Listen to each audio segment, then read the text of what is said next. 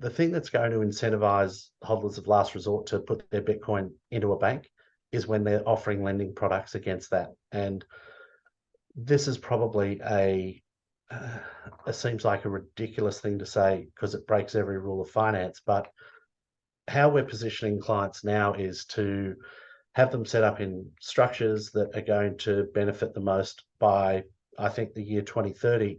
We're going to have every major bank and financial institution on earth is going to be able to lend you money against your Bitcoin. And the really crazy part of this is they're going to pay you to borrow money when you Okay, let's when talk you about that. secure it with I collateral. actually don't understand this. Let's go into that.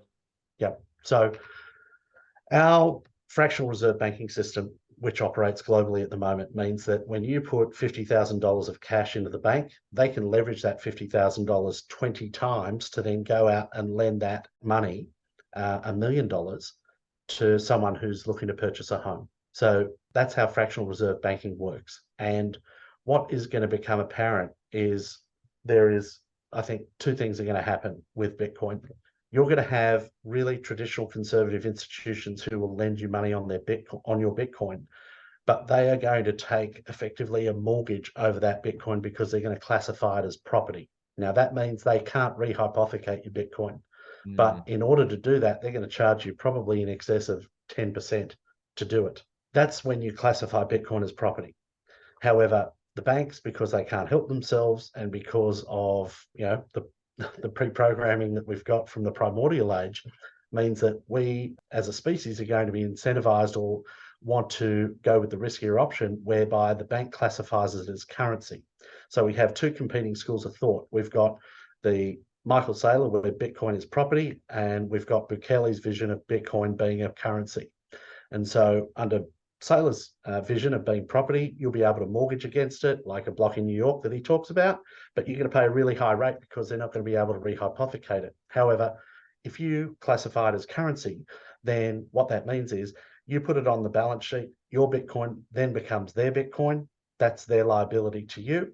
However, what that means is if you give them the Bitcoin, they can leverage your Bitcoin 20x to then loan out to anyone they wish. So all of a sudden that represents a huge risk to you, but for taking that risk and having their risk management managing your Bitcoin, they're going to give you an interest rate that is far lower than the lender who basically says that it's property. And so because they can lend out 20 times what you've given them, they can then afford to pay you to borrow money from them. And who would they be lending out to? Anyone who wants it, really. So they'll be able to monetize that in some way, shape, or form. And this is where a functioning credit market and stablecoin on Bitcoin is going to explode the credit market. And by explode the credit market, I don't mean blow it up. It's going to grow the credit market exponentially.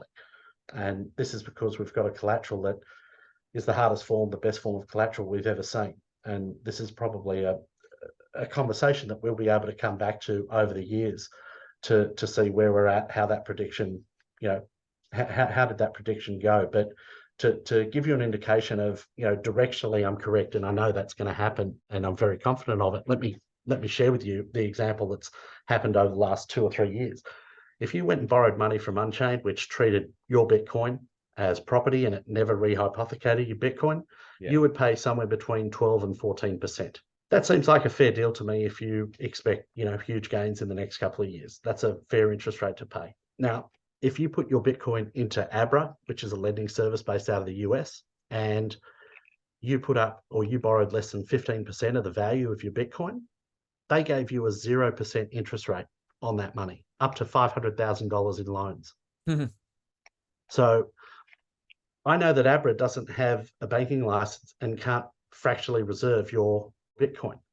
But if a bank has a banking license and can fractionally reserve your Bitcoin, then it goes without saying that if they can 20x your Bitcoin, the competition globally across all the banks is going to mean that one of the banks at some point in time is going to end up paying you to borrow money from them. Wow. Okay. This feels like some time away, though. You mentioned like 2030. You think this is sort of when the products start really maturing? I think every bank on earth will do it by 2030.